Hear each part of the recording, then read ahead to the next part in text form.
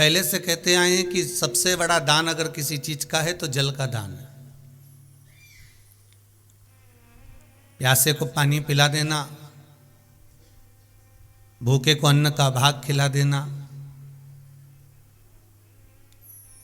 किसी पथिक को कुछ विश्राम के लिए वृक्ष लगा देना, ये जीवन का सबसे बड़ा दान है महाराज। ये बड़ी बड़ी जो बावड़ियां हैं, कुएं हैं, तालाब है, सरोवर है, झरने हैं, झील हैं, नदियां हैं, ये भारत की भूमि पर कोई साधारण नहीं है।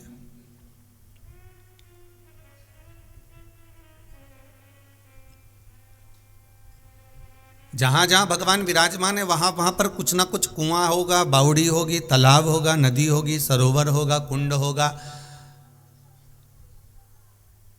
कुछ झीलें होंगी, कुछ नदियां होंगी।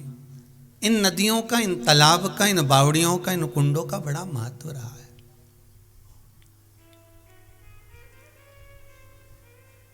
पावन तीर्थों की धरा पर अपन जा जाकर दर्शन करते हैं। बद्रिकाश्रम में जाकर देखे तो सुंदर ताप्त कुंड वगैरह का स्मरण करेंगे, गर्म पानी के कुंड हैं। यमुनोत्री में जाकर दर्शन करेंगे तो गर्म पानी के कुंड मिलेंगे।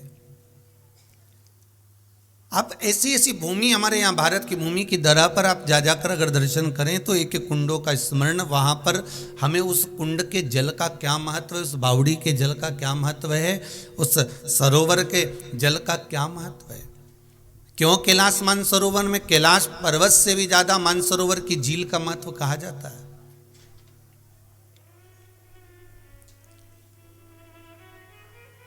दर्शन करने वाला जीव, भगवान के मंदिर जाने वाला जीव,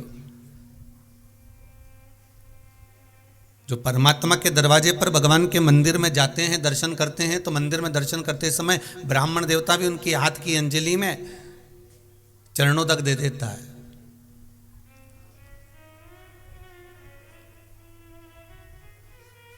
एक मंदिर में निवास करने वाले ब्राह्मण देवता, पुजारी जन, एक ब्राह्मण जन चरणों तक प्रदान कर देते हैं।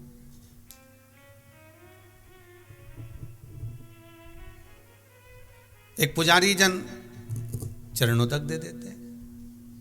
महाराज जरा विचार करिएगा कि क्यों, और कहते भी हैं साथ में अकाल मृत्यु हरणम। आपकी अगर काल मंडरा रहा हो, रोग अगर सता रहा हो, बीमारियां अगर ग्रसित कर रही हो, तो आप मंदिर में जाकर जो चरणोदक लेते हो, जो चरणामृत लेते हो, मंदिर में जाकर जो चरणोदक ग्रहण करते हो, वो हमारी व्याधियों को, हमारे दुख को, हमारी अकाल मृत्यु का वो हरण कर लेता है। किसी भी मंदिर में गए आप, ब्राह्मण जन मिले, आपको तुलसी का दल दिया उन्होंने और आपको चरणोदक दिया। उस जल की महत्वता को हमें जानना है इस मकर संक्रांति पर। कोरोना महामारी के चलते आप लोगों से बस निवेदन इतना है कि अपने घर में रहकर कथा सुनिएगा, कुबेरेश्वर धाम में नहीं आइएगा। भिलाई की कथा में भी आप लोगों को कहा है कि अपने घर में रहकर सुनो, 1 बजे से 4 बजे तक कथा, और कुबेरेश्वर धाम में आप मत आइए अभी हाल, क्योंकि कोरोना महामारी में आपकी सुरक्षा ही सर्वाधिक प्रिय है। वो तुलसी बाबा का एक सुंदर चरित्र है ना, कि तुलसी बाबा